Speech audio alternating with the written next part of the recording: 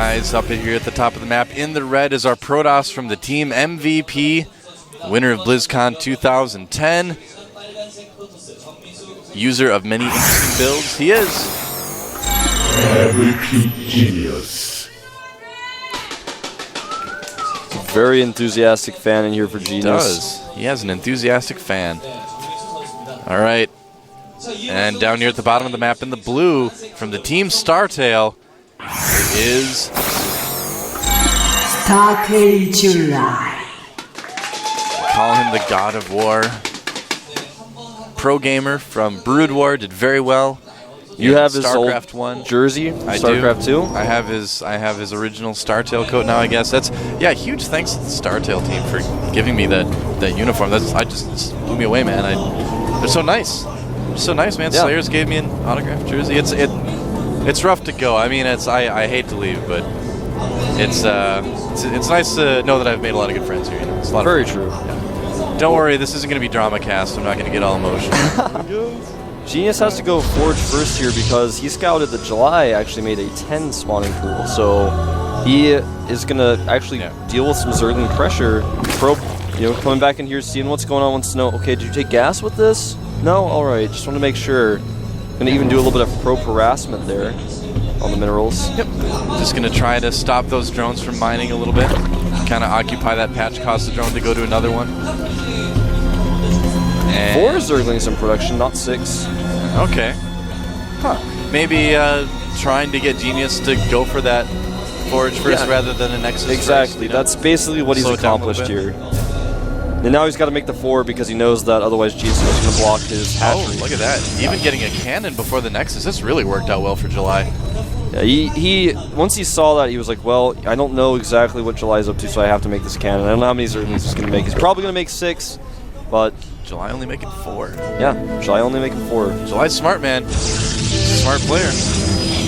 Yeah, July, he's been doing some strange things in his play recently, and I feel like he kind of lost himself a little while. He wasn't really sure what he wanted to do, and now he's like kind of coming back to more traditional play. Yeah. A lot of my friends who hit July often on the ladder say, every time I hit July, I just know he's in the 6 pool, and he does. That's what everybody says. That's what everyone says. It's like July ladders a lot, but he always 6 pools. He only 6 pools. Like, someone told me he played against him 3 times in a row on the ladder, and each time he 6 pooled, like all 3 times in a row. I'm like, well, I don't know. I don't know. Maybe that's just his 6 pool practice session. He just plays ladder games and does that, I guess. I guess maybe so. I mean, if he's considering using a 6 pool in the GSL, which he has on numerous occasions. I would say he's done more 6 pools in the GSL than any other Zerg. I don't have the stats to back that up, actually, but I think it's true. It's probably true, man. I'm pretty confident. Somebody will know. Somebody will tweet us. Oh, goodbye, Probe. Probe did see the 3rd base, though. Yeah. That's what he was there looking for. Yep. Mission accomplished. Probes aren't alive. It's okay. You don't need to feel bad for them. Nah, not really. No, they're just robots. It's like if your toaster falls off the counter and breaks. It's like you're like, oh, I need to buy a new toaster, but you don't feel bad for the toaster.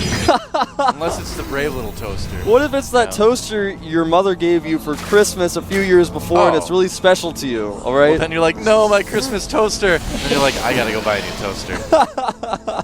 Yeah. Maybe you can fix it. I don't know. Like using a fixed by hand toaster sounds really dangerous. That sounds really dangerous, yeah. I don't know about that. I don't know. It's like you put the bread in there and it just electrocutes People forget that toasters are actually dangerous. They are. They're really dangerous if you stick a fork in there or something. So don't. The more you know, kids. I once knew a girl who threw a toaster into a pool because she thought the pool water was too cold and she thought it would help. Are you serious? She was a little kid. Okay. But this actually happened. Was it plugged in? Yeah. Wow. It was terrible. Anyone die? Nobody died. There was no one in the pool. Okay. I was like, is this story going to get really graphic and awkward? Good thing no one died. No one died, but her mother probably wanted to kill her afterwards. I guess you're going in the pool next time. Oh, that's a crazy childhood right there. All right, so 4 gates on the way for Genius. Going to be able to put a little bit of gateway pressure on July if he wants, but more likely he's just going to try to chill out a little bit. 4 is the magic number when you do this Forge Fast Expand build. You want to go up to 4 gates. You can add more if you would like to, but 4 is kind of the one where it's like, oh, I can put pressure on with this. I haven't made too many gateways, but at the same time, he has to be a little bit scared of me, and I can hold off anything he's going to throw at me. It's the magic number. Yeah. Made a couple sentries back home just to stay safe, but probably going to see him try to put a little bit of pressure on that third, see what he can do. And the Zerglings are like, oh, hey, can we come in? Speed says almost done. The cannon says no, there's too many sentries there. 14 drones in production. Jelizer does not, he doesn't mess around. When he makes a decision, he makes a decision. Yeah, absolutely. Well, that's a strength you see a lot in a lot of younger players, is this ability to just make snap decisions and not second guess yourself. And July has kind of kept that skill a lot longer than a lot of pro gamers have, I think. You know, I think you're right. You see some of the older pro gamers second guessing themselves in games a lot. You don't see Leenock do that. You don't see like Jockji do that. That's very true. A lot of Zerglings here in the middle of the map, but just not quite enough to fight that army of Genius. Yep. He may try to catch some reinforcements, though, with these Zerglings. We'll see. Such a small amount of Zerglings, you know, really it'd be tough to deal with any sort of warped-in group of units with that. Yeah. With proper controls. Yeah, he's just putting up a couple spine crawlers. And is Genius going to actually go right for the front? It looks like he might. He's going to hit that Zelnaga tower, yeah, and then he's going to go for the third. Yeah, I just like clearing this out the towers. because what he's done here is he's forced now 4 spine crawlers, and July can no longer just make 14 drones at a time. He's actually down on workers right now. It's 50 probes to 45 drones. Wow. And here comes the attack. The spines actually aren't finished. Oh, he missed his timing to take those spines out for free. I don't like this. He's just making a pylon right in July's face and like really committing to this, you know? The timing is so crucial here, and he's kind of botched it. Yeah.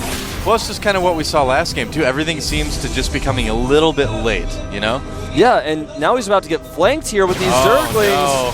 Look out, Zergling surrounding. Oh, even getting some connections with the sentries as well. Yeah, the force fields were in the wrong place this time. Yeah, force fields at least keeping the roaches from coming in. And guess what? He didn't even get to use that pylon that he made. I mean, it just died there, and now he's warping in units that protect the units he has so he can run away. Yeah, it's like everything these games is about 30 seconds late, it seems like, you know, like 30 in-game seconds, and it is making a huge difference, as you can see. Newer players sometimes do this with forward pylons where they're like, you know, oh, hold that thought. A ton of Zerglings going to kill some sentries here. He doesn't want to use force fields. He's avoiding it. Nice control, actually, not using any force fields, getting those sentries away. Yeah, July just letting those Lings attack the Zealots instead of targeting the sentries down.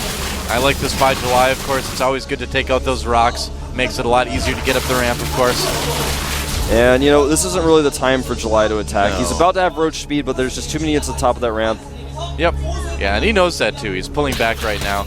Just kind of trying to scare Genius a little bit. He's going to kill a bunch of Genius's pylons and scattering around the map. Yeah. Well, I think July kind of figures if he can be active out on the map like this, he can delay the third for Genius a little bit longer, which is going to be really helpful. It's very important.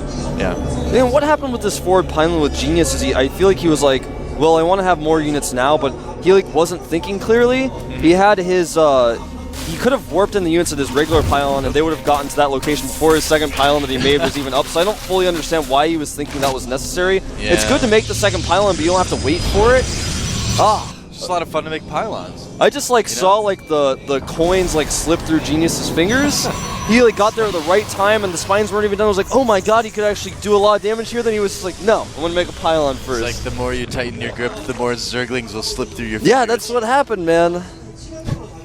Well, he is, you know, he didn't lose his sentries. He was able to get back home safe. Yeah. He did force some spines. He forced July to make a lot of units, and he's taking a pretty safe third right now. You know, that's actually something I was a little bit surprised about as far as the sentries go, because July had like a golden opportunity to at least do some damage with those sentries, and he didn't quite control it right, attack the Zealots instead. And those sentries being alive is, like you mentioned, just a huge, huge benefit for Genius right now. That's very true. His hallucination research is almost done as well. He's got a lot of energy on those sentries he can now use for scouting and for faking July Zerg out if he wants to. Oh, look at this Genius ready for the Muta harass. But July is going to have a lot of Mutas very soon here. Yeah, and he's not even really trying to push the issue too much. He's like, I'm just going to wait till I'm over milling out. Oh, and then pushing the front as well. Yeah, he's trying to be tricky and wants to catch Genius off guard. Genius has already set up a nice wall at his third base. July's going to go for it. Yeah, I think this is a good idea. He's going to be able to break through it pretty easily. Oh, decides to turn around. That Zealot took the wrong path. So it's like, why am I controlled by a program? Oh, drops on the way for July. Very cool. And Baneling speed as well. I think we might see some Baneling drops out of July's Arceus Yeah, game. we probably will. He's getting that Overlord speed, of course, to match this. Colossi are on the way, which is a bit of an interesting choice considering that there are so many mutas abound. July being much more careful with his mutas this time around than the last game. You remember last game he was being really aggressive with them, and this time he's just kind of biding his time, putting a little bit of pressure on, and that is a lot of Banelings. One thing that Genius really has going for him right now, he's got +1 armor, and he's got +3 weapons on the way. Yeah. July is just about to have +1 Carapace and +1 Flyer attack, so his upgrades are not the best. Genius is going to have such a strong, heavily upgraded army here. Yeah, and the longer that third base stays alive, the harder it is going to be for July to break any sort of army that Genius produces. You can see the Death Ball is really starting to take shape right now. Yeah, it's taking shape for certain. Yep. I like that Genius is really cautious with his Stalkers. He never blinks ahead to chase mutas because he's not sure what's on the other side. It's something a lot of Protosses fall into traps with. But not him. Not Genius, man. Nope. And Genius spent a ton of money on cannons, but he actually has not lost any probes to these mutas whatsoever. Well, this is interesting. We have a Warp Prism on the production queue. All right, a little bit bold to get a Warp Prism when you know your opponent's got a ton of Mutalisks out on the field, but It's the last thing you'd expect. might work. It is true. It's true. There's a blink forward. He does have that observer there to see if there's nothing there. And here come the drops. We're going to see just a straight up Baneling drop on top of the army situation. Yeah. Those two Banelings didn't get in the Overlords. They're afraid to fly. Can't blame them. Well, some people are just nervous about flying. Yep. It's like, don't worry, Banelings, take some Dramamine, you know, just chill out a little bit, watch some movies. This is going to be a massive attack. Oh, look at that. He's moving out with a Warp Prism as well, but I don't think it's going to do enough damage here. Here we go. Storm isn't done. I don't think he realizes what's going on. There's so many Banelings in those Overlords. Oh, man, they all have speed as well. He's taking down the Colossi with Banelings and softening up the Stalkers a little bit too. He still has a lot of Banelings in there. I don't know, man. I think Genius might be okay here considering that he did not lose very many units and those Force Fields were so good, but July's not done yet. Yeah, he's still got a lot of Banelings in those Overlords, a lot of units left. No more Force Fields, and July is going to do some huge damage to The the Cybernetics core is gone. Yeah. Oh, here come the Banelings, dropping right on the Stalkers. No blink for Genius either. Yeah, Genius not blinking at all. A little bit surprising. Look at how big of a difference those upgrades are making right now for Genius as well. I mean, July's getting to the natural. Looks like he might get this Nexus, but the army itself for Genius has been surviving very, very well against this. Very true. Does get the Nexus and is not done yet. Going into the main now. Oh, man, he might be able to pick off a lot more production buildings here. Oh, the Colossus out of position. He's going to lose that. Oh, barely keeps it alive. Not the best control from Genius, not blinking his Stalkers very much. And, you know, we talked about that July second. It's time, but Genius is doing a drop over here at July's third base, but there's so many spines prepared. I'm not sure if he's really going to be able to clean this up. Well, you know, the Zealots can do some damage, but Genius really needs to worry a lot more about his main right now. July's got enough mutas where he can just take out these Stalkers. Yeah, he's reached that critical mass. Genius killing some drones, but I don't think it's going to make a whole lot of difference, Wolf. Yeah, I think you're exactly right. I mean, the Zealot drop is going to kill the hatchery for certain. Yep. But that's all it's going to kill, and Julyzer is just going to ignore that. The Archon's finishing. They do some damage, but get taken out very, very quickly. I think this is going to be the end of the line for Genius. He does lose that fourth hatchery, but that's actually, I think that's actually perfectly fine. It's That's not absolutely ideal, fine. but yeah. He's going to lose his Baneling Nest as well, but July has more spines than his natural, and all because we can send his mutas back at any time if he wants to. You know, July's just going to make mutas and links for the rest of this game, and he's either going to win it or he's going to lose it. That is all that's going to happen. Very and true. I think he's going to win it, because those Zealots are only living as long as July decides to let them live, basically. Very true. Here they come.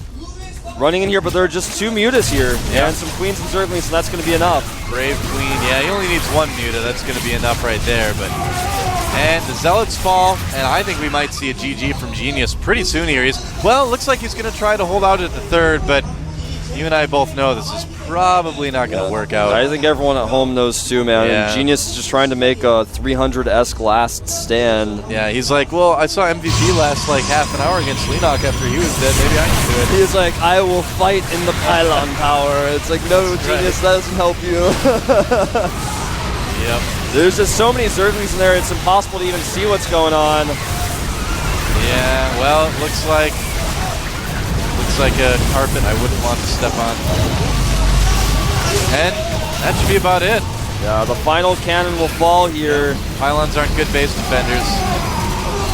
Genius, I looked at his booth, man, he looks a little bit upset, and I don't blame him. GG! Yeah, GG, and Julyzerg taking it down, 2-0. God of War showing us what he's got. He's definitely been playing better lately, I would say. Yeah, but definitely so. Genius, not the best outing for him, really. Yeah, Genius, I could tell he was just not playing his best tonight. You know, he wasn't on top of things. His builds were good, but they weren't executed properly. He made a lot of cannons, and I was really proud of how he'd set things up, because most Protosses don't actually know how many cannons to make right now. I feel like some Protosses make not enough cannons because they're like, well, the Zerg has a 200 supply army now and only at 130, so I need to make some units. I can't make cannons, I can't afford that. But actually, if you make the cannons and you turtle and you defend with good upgrades like Genius had, you get that death ball made, then you're fine. Yeah. The problem for Genius in this game was he did not micro correctly in that battle against the Banelings and the Overlords. I think he didn't realize until too late that there were Banelings in there. Like, for some reason, that just didn't click with him. You know, every once in a while, well, here's what it kind of looked like to me is that, you know how you have those games every once in a while where you play and you feel like you're playing underwater, you know? That's like the best way I can describe it, where you're like, oh, everything I'm doing is just really slow. I don't know why this is. And that's how Genius looked to me. It looked like he was playing underwater, man. Everything was just a little bit too slow, a little bit too sluggish, and you can't play like that against a player like Julyzerg. Julyzerg, man, he is the most predictable player. Like, he's like used to be unpredictable, but he's like becoming the most predictable player. He just makes 60 drones and just makes units until you die. Yeah, that's how he plays ZVP, man. That's pretty much how he plays most of the matchups. That's true, actually. He does that against Terran as well. He's making more drones than he used to, at least. He used to be like 40. He'd be like Metalopolis and be like, yeah, 40 drones. He's like, if I need a new base, I'll just move my he's drones. like, if I need to take the gold, that's fine. He just drops the hatchery there. Yep. Yeah, but, you know, it worked out today, so Julyzerg moving on to Code A round 3. And if July wins his best of 3 in that, he's back in Code S. Easy as that. And even if he loses, he goes to the up and down matches. And, so he's set. Yeah. Well, Genius is going to the up and down matches as well. So, yeah. Not bad. Everybody's happy. It's just a happy ending for everyone. Yeah, I mean, Genius did not look very happy when I saw him over there. It is still disappointing. It's disappointing to lose, but I think he knows he just had an off day, and he's not out of Code A or anything like that, so he's just going to be around. Yep. And it's not like it's not like the old Code A, you know, second round. You're just stuck in Code A until next season. You know, then you have to go through the brutal round of 32 again. It's a nightmare. Well, we're going to take a 5-minute break, guys, or might be a little bit longer here, but don't go anywhere. Be back with more Code A action here at the GSL.